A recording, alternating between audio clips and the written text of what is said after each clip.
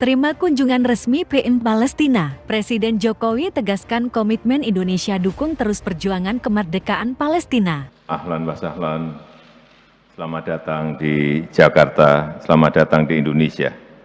Ini merupakan kunjungan resmi yang pertama Yang Mulia Isi Tayeh ke Indonesia sebagai Perdana Menteri. Indonesia dan Palestina adalah sahabat dekat. Palestina adalah salah satu negara pertama yang mengakui kemerdekaan Indonesia. Indonesia juga secara konsisten terus mendukung perjuangan bangsa Palestina. Dalam pertemuan tadi ada beberapa hal yang kita bahas. Yang pertama, kesatuan dan perjuangan bangsa Palestina. Dunia saat ini sedang menghadapi tantangan yang luar biasa dan tantangan lama, yaitu penyelesaian masalah Palestina belum juga berhasil diselesaikan secara damai dan adil.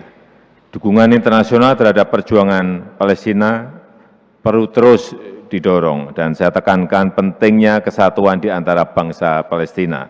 Sejarah Indonesia menunjukkan bahwa kesatuan Indonesia lah yang membawa Indonesia dapat merebut kemerdekaan.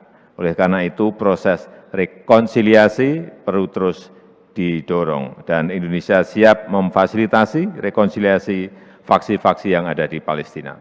Presiden Joko Widodo menerima kunjungan resmi Perdana Menteri PM Palestina Muhammad I. Tayeh di Istana Kepresidenan Bogor, Jawa Barat pada Senin, 24 Oktober tahun 2022.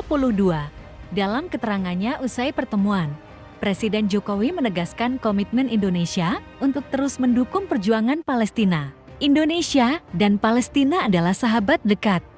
Palestina adalah salah satu negara pertama yang mengakui kemerdekaan Indonesia. Indonesia juga secara konsisten terus mendukung perjuangan bangsa Palestina. Kedua pemimpin negara juga membahas sejumlah hal.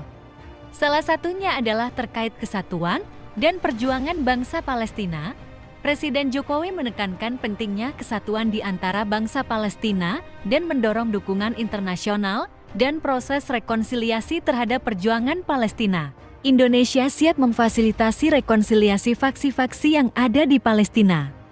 Saya juga sampaikan dukungan Indonesia agar Palestina menjadi anggota penuh di PBB terkait kerjasama kedua negara di bidang ekonomi.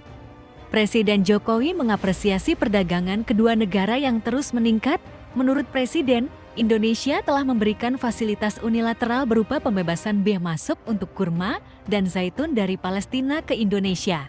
Indonesia berharap kerjasama ekonomi dapat terus ditingkatkan di masa-masa yang akan datang. Dalam kesempatan tersebut, Presiden Jokowi turut menyampaikan komitmen Indonesia untuk memberikan bantuan kemanusiaan dan pembangunan kapasitas.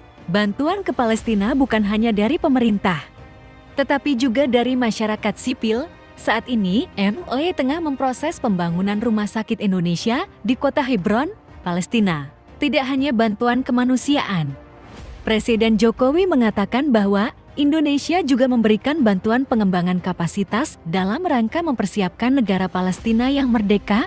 Bahkan, dalam beberapa tahun terakhir, Indonesia telah memberikan pelatihan kepada lebih dari 2.000 warga Palestina.